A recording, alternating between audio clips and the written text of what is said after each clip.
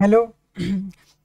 जैसा कि हम लोगों ने अपनी फर्स्ट यूनिट अब कंप्लीट कर ली है, अब हम पढ़ने जा रहे हैं यूनिट 2। ठीक है, यूनिट 2 हमारी है मीजोलिथिक।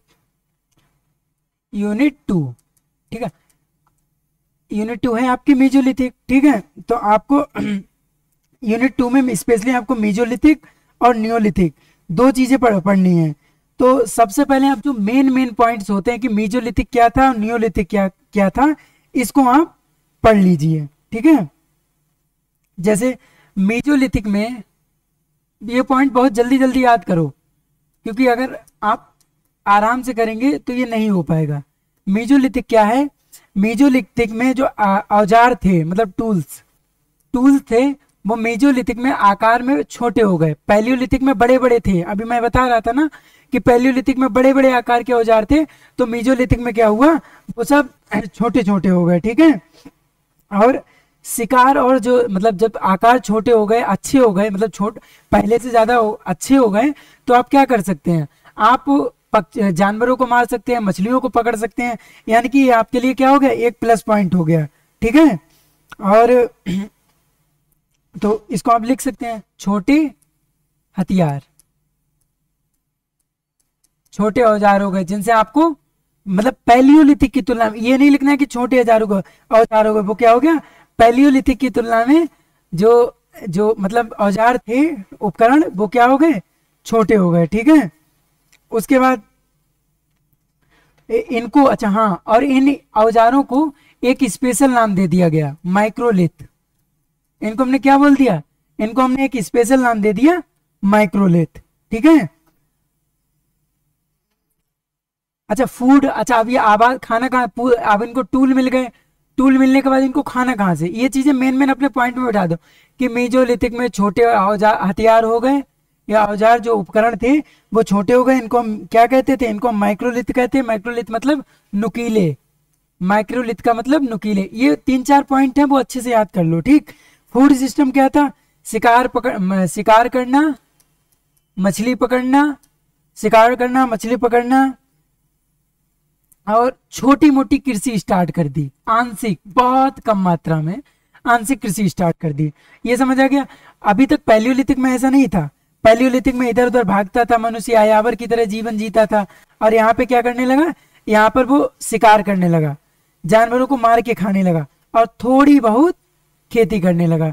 ठीक है, यानी कि क्या हो गया, गैदरर हो गया। खेती से वो क्या हो गया, गैदरर हो गया। और शिकार करने से क्या हो गया, हंटर हो गया। ठीक, इसको हम इसको एक स्पेशल नाम से नॉमिडिक कह सकते हैं। इसको हम नॉमिडिक कह सकते हैं कि वो कैसा हो गया, वो नॉमिडिक हो गया। ठीक है, हथियार जो थे वो छोटे, हथियारों में भी क्या क्या, एक हैंडेक्स था, एक चॉपर चॉपिंग था, एक क्लेवर था। आप इन्हीं तीन को लेके चलिए। ये पहले हैंडेक्स, चॉपर चॉपिंग और क्लेवर, ये पैलियोलिथिक में क्या थे, बड़े बड़े थे। मेजोलिथिक में उनका आकार छोटा हो गया, अच्छे हो गए, जैसे शिकार पकड़ने में आसानी हो गई। ठीक है, अच्छा सोशल कल्चर क्या हो गया, ये जो है कबीला आधारित समाज में रहने लगे, कबीले में रहने लगे।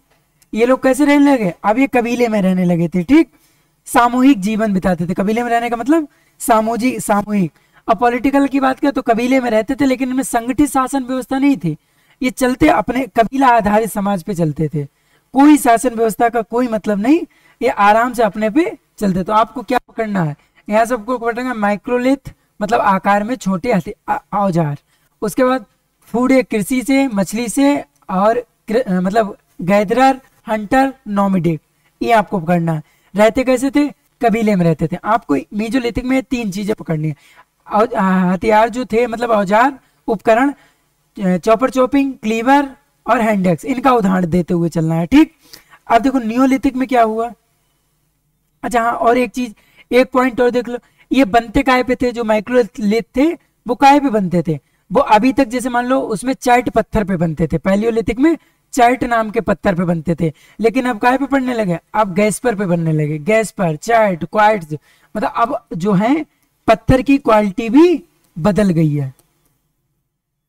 ठीक, ये चीज समझ, ये बहुत मुख्य मुख्य विशेषताएं हैं जो मतलब पैलियोलिथिक से मेजोलिथिक में आए। क्या, एक छोटे हथियार जिनको माइक्रोलिथ कहते थे, यानी कि नुकीले, और दूसरा ये हंटर था, मनुष्य गैदरर था, कबीले में रहता था, जो हथियार थे वो काय पे बनने लगे, वो गैस्पर, गार्जलियन, चैट, क्वार्ट्ज, इन पत्थरों पे बनने लगे। अब यहीं पे है नियोलिथिक। तो नियोलिथिक में ये जो औजार थे ये घिसे हुए पत्थर पे बनने लगे। ये क्या है, घिसे हुए पत्थर पे, मतलब इनकी जो है बनाने की प्रक्रिया थी वो कैसी हो गई, अच्छी हो गई। ठीक है, समझ गए ना, ये अच्छे पत्थरों पे बनने लगे। हथियार बहुत छोटे आकार में, बहुत छोटे हो गए, और छोटे आकार में और छोटे हो गए। ठीक, पत्थर इनको यूज करने में पत्थर भी क्वालिटी थोड़ी सी बदल गई। बाकी पत्थर ये क्वार्ट्ज, गैस्पर, चैट्स, गार्जलिन, यही पत्थर सब यूज होते थे। लेकिन क्या किया हमने, उसकी क्वालिटी में सुधार कर दिया। इस बार जब नियोलिथिक आया, मतलब मीजोलिथिक से नियोलिथिक में क्या अंतर आया कि जो हथियारों का, औजारों का क्वालिटी था उसको मैंने चेंज कर दिया। एक तो उनको छोटा बना दिया और ऊपर से पत्थर की क्वालिटी को बदल दिया। और दूसरा कृषि मतलब अभी कृषि छोटी कर रहे थे आंशिक, यहाँ पे हम पूर्णतया कृषि करने लगे, पूर्णतया कृषि करने लगे हैं नियोलिथिक में। और क्या, पशुपालन भी करने लगे हैं और अन्न भंडारण भी करने लगे, मतलब अपना खाने पीने का अनाज भी इकट्ठा। यहाँ पे तो ऐसे ही चल रहा था, थोड़ा बहुत नॉर्मल, खेती नहीं होती, लेकिन यहाँ प्रॉपर खेती होने लगती है। ठीक है, और पशुपालन भी होता है, अन्न संग्रहण भी होता है। वहां कबीले में रहते थे, लेकिन यहाँ स्थायी घर बनाने लगे, मिट्टी के घर बनाने लगे। ये भी एक अपने आप में अलग सी विशेषता है कि मिट्टी के घर में रहते थे, स्थायी गांव बनाते थे। ठीक, और कबीलाई प्रथा से ये समाज में उतरने लगे थे। नियोलिथिक में क्या था, कबीलाई प्रथा से ये समाज में उतरने लगे।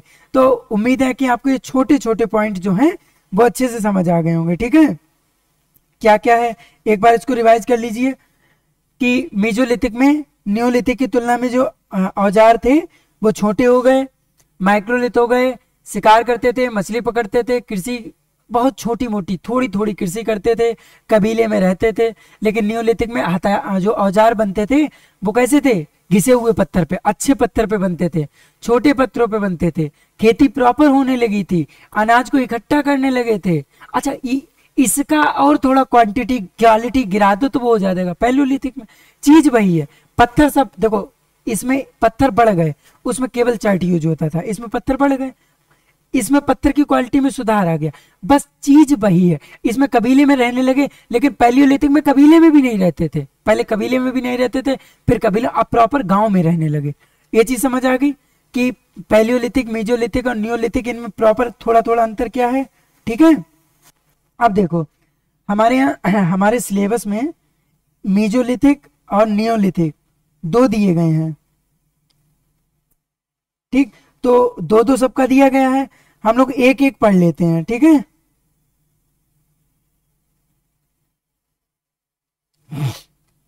जैसे एक रीजन है हमारा विंध्य क्षेत्र। विंध्य क्षेत्र, अब आपसे कहे कि विंध्य क्षेत्र की मध्य पाषाणिक संस्कृतियां बताइए, विंध्य क्षेत्र की मध्य पाषाणिक संस्कृतियां बताइए, तो आप क्या बताएंगे।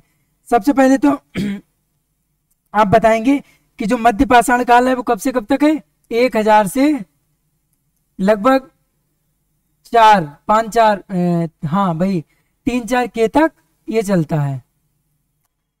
ठीक है, ये आपका विंध्य क्षेत्र चलता है, मतलब सॉरी विंध्य क्षेत्र नहीं, मध्य पाषाण काल चलता है। और ये काल क्यों प्रसिद्ध है, मछली पकड़ने, शिकार करने, छोटी मोटी कृषि करने। मेजोलिथिक, मेजोलिथिक के बारे में तो उसी का लिख दो। विंध्य क्षेत्र को सबसे पहले उसकी बताओ कि मेजोलिथिक क्या है।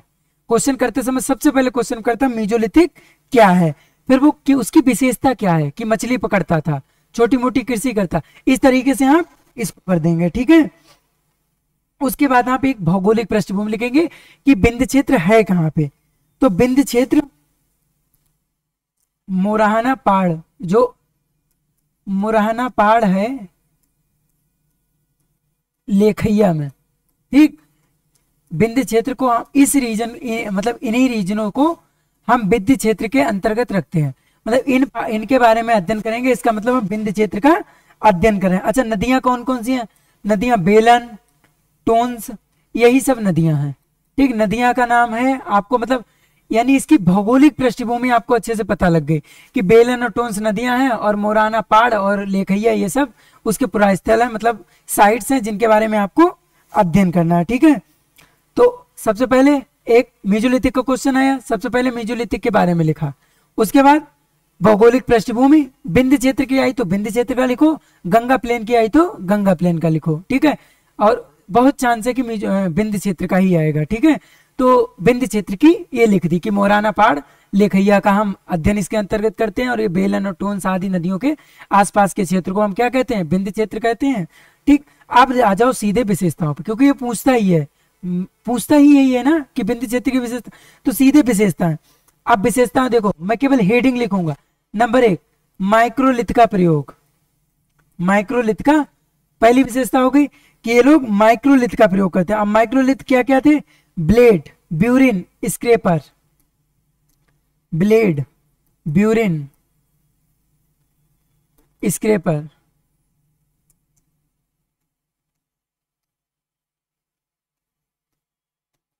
स्क्रैपर, ठीक है।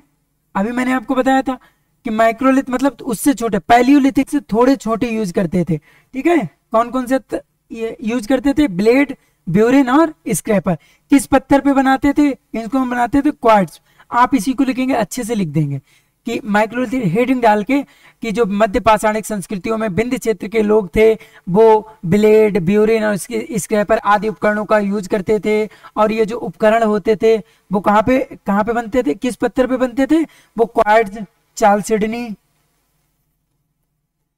इन पत्थरों पे वो बनते थे, ठीक है।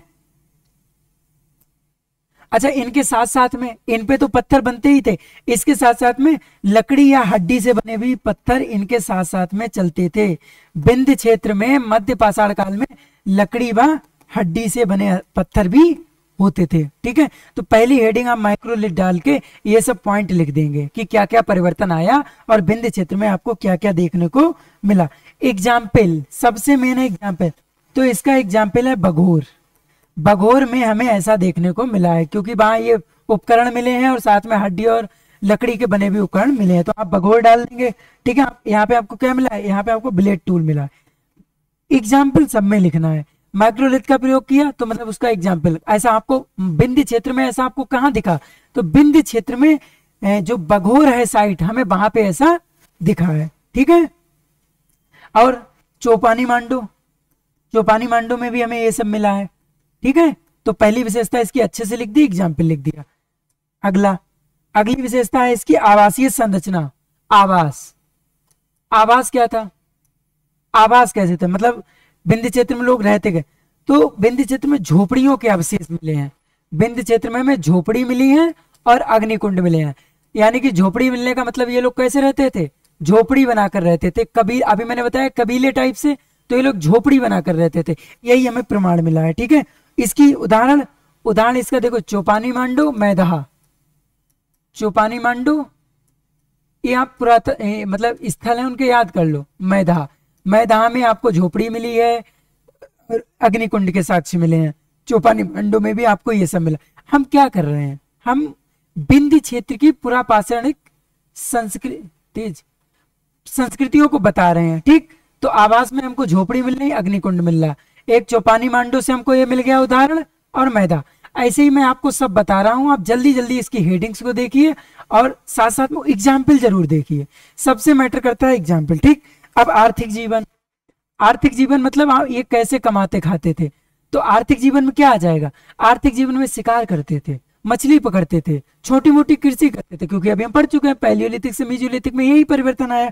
उदाहरण इसका सरायनहार, ये सब क्या है, ये सब बिंद क्षेत्र के पुरा स्थल हैं और कुछ नया नाम नहीं है, ठीक। तो सरायनहार में ऐसा हमें मिला है। सरायनहार के अलावा मैदहा में भी ऐसा मिला है, चौपानी मांडो में भी मिला है। ये सब साक्ष्य मिले हैं कि ये शिकार करते थे, मछली पकड़ते थे, ठीक।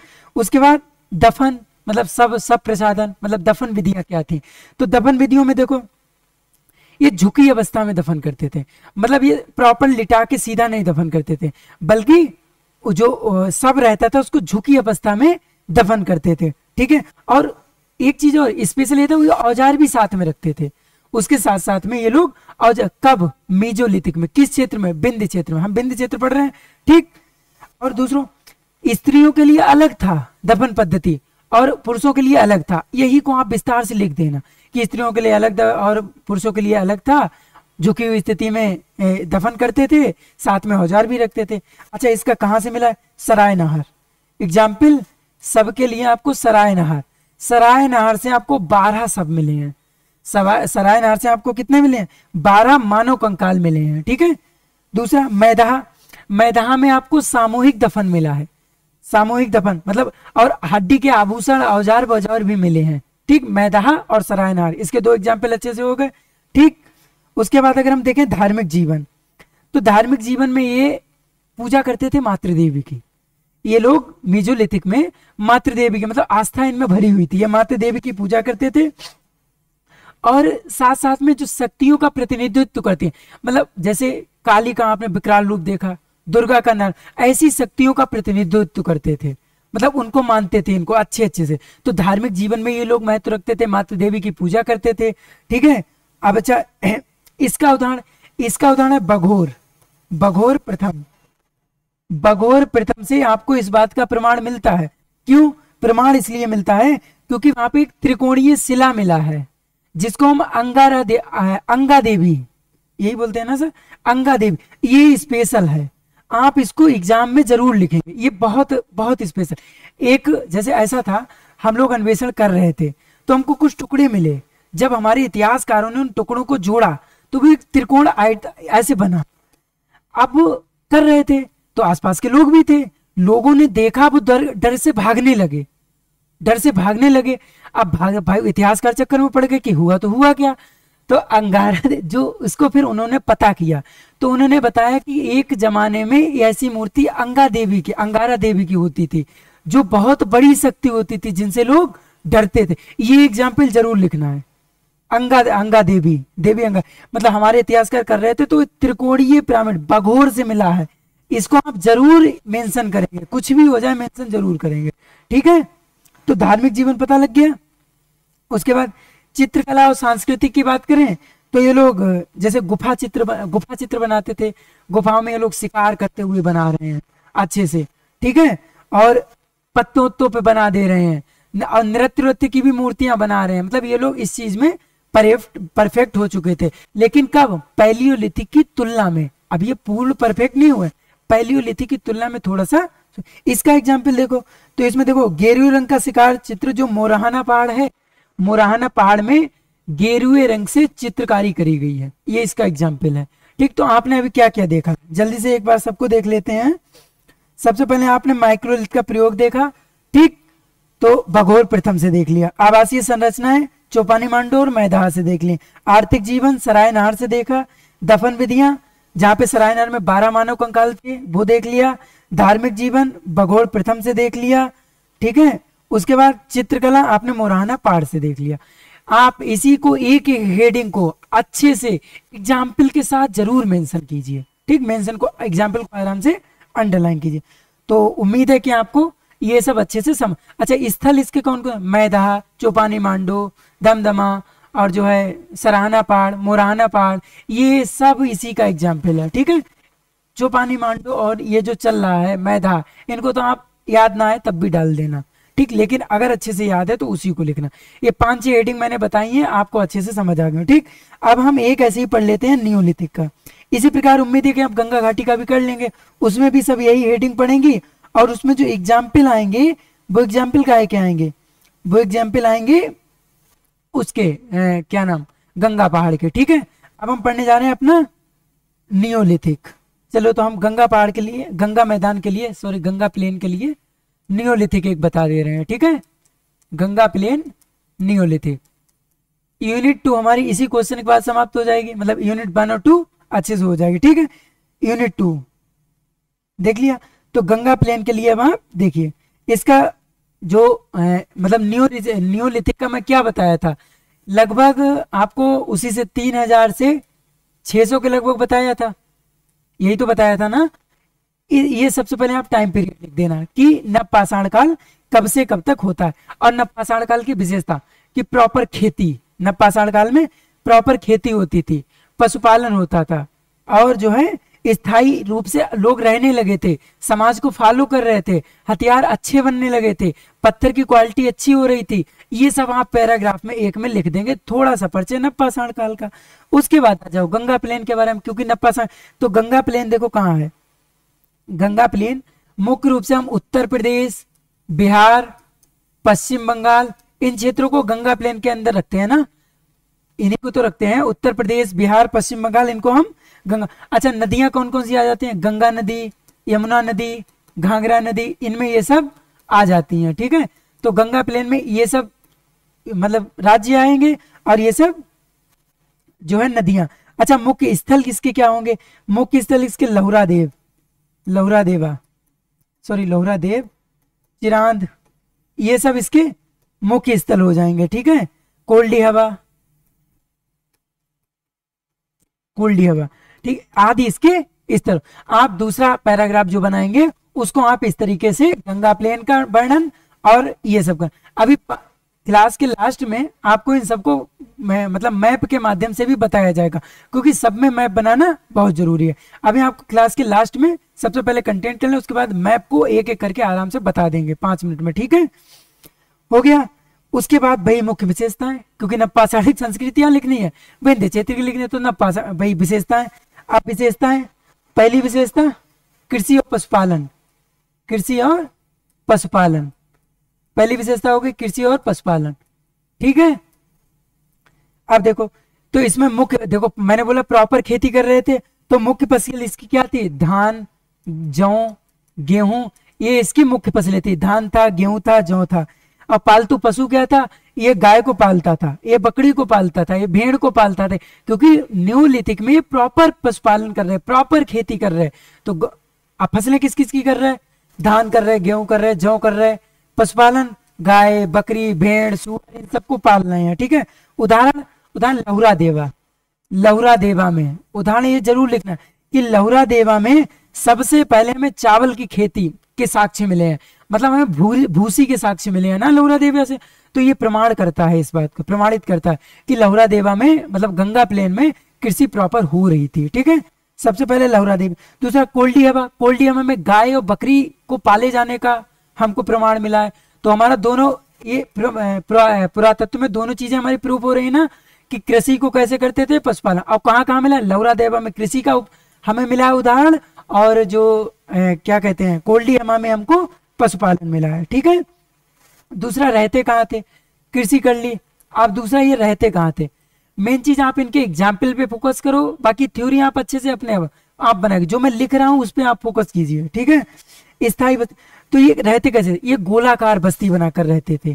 ठीक है, और जैसे ये और ये इस तरीके से, हाँ ये चित्र बना देना, ये ऐसे रहते थे। न्यूलिथिक में ये लोग ऐसे रहने लगे, अगर ऐसे रहते थे। ठीक है, गोलाकार और चौकोर आकृतियों के घर बनाकर ये अच्छे से रहते थे। ठीक है, इसका उदाहरण देखो तो चिरांड में झोपड़ियों के साक्ष्य मिले हैं। चिरांद में हमें झोपड़ी के साक्ष्य मिले हैं, और लोहरादेवा में बस्ती के साक्ष्य, ये बस्तियां ही तो हैं। चिरांद में एक झोपड़ी प्रॉपर है, ये चिरांद हो गया। बाकी ये उदाहरण काय का हो गया, ये लोहरादेवा में मिला है हमको, जिसमें सब मिलके रहते थे। ठीक है, तो इसका एग्जाम्पल हो गया अच्छे से। बस केवल एक एग्जाम्पल और कीवर्ड याद कीजिए, बस हेडिंग एग्जाम्पल। उसके बाद तीसरा, पॉलिश किए गए पत्थर के उपकरण, दो चीजें रहने लगे, कृषि करने लगे। उपकरण इनकी थी कुल्हाड़ी, हंसिया, छेनी, दराती, अच्छे से बनाने लगे थे ना। पैलियोलिथिक से अच्छा मीजोलिथिक, और मीजोलिथिक से तो बहुत अच्छा था नियोलिथिक। तो उसमें क्या क्या उपकरण बनाते? कुल्हाड़ी बनाते थे, हंसिया बनाते थे, छेनी बनाते थे, दराती।